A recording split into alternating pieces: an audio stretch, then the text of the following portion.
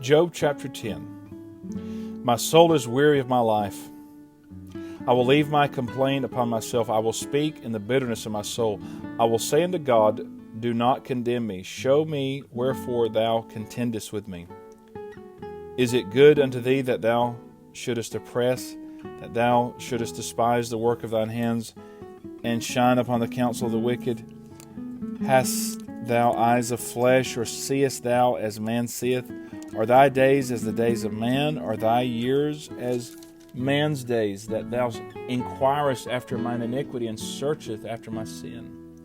Thou knowest that I am not wicked, and there is none that can deliver out of thine hand. Thine hands have made me and fashioned me together round about, yet thou dost destroy me. Remember, I beseech thee, that thou hast made me as the clay, and wilt thou bring me into dust again? Hast thou not poured me out as milk, and curdled me like cheese? Thou hast clothed me with skin and flesh, and hast fenced me with bones and sinews. Thou hast granted me life and favor, and thy visitation hath preserved my spirit. These things hast thou hid in thine heart. I know that this is with thee. If I sin, then thou markest me, and thou wilt not acquit me for mine iniquity. If I be wicked, woe unto me. And if I be righteous, yet will I not lift up my head. I am full of confusion. Therefore see thou mine affliction, for it increaseth. Thou huntest me as a fierce lion. And again thou showest thyself marvelous upon me. Thou renewest thy witnesses against me, and increaseth thine indignation upon me. Changes and war are against me.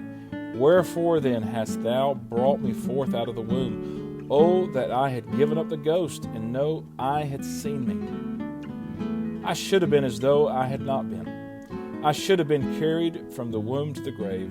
Are not my days few? Cease then, and let me alone, that I may take comfort a little. Before I go, whence I shall not return, even to the land of darkness and the shadow of death, a land of darkness as darkness itself, and of the shadow of death, without any order, and where the light is as darkness. Job chapter 11. Then answered Zophar the Naamathite and said, Shouldest not the multitude of words be answered? And should a man full of talk be justified? Should thy lies make men hold their peace? And when thou mockest, shall no man make thee ashamed? For thou hast said, My doctrine is pure, and I am clean in thine eyes.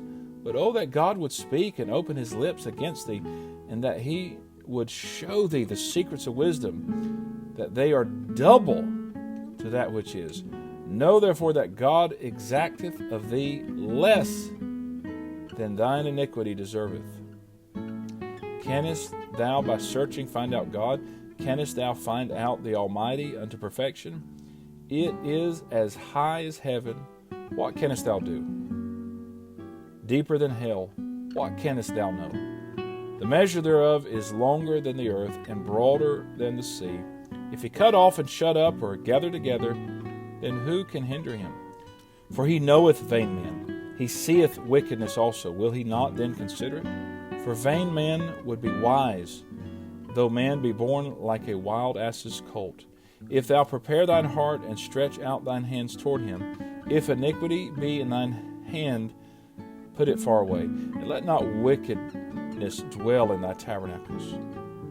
For then shalt thou lift up thy face without spot, yea, thou shalt be steadfast, and shalt not fear, because thou shalt forget thy misery, and remember it as waters that pass away.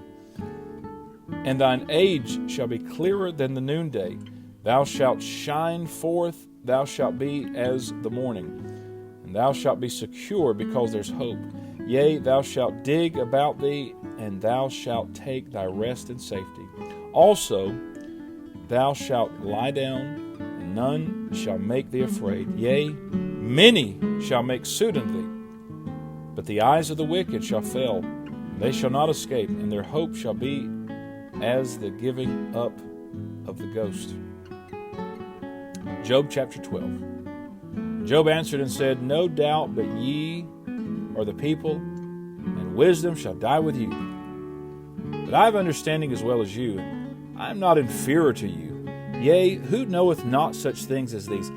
I am as one mocked of his neighbor, who calleth upon God, and he answereth him.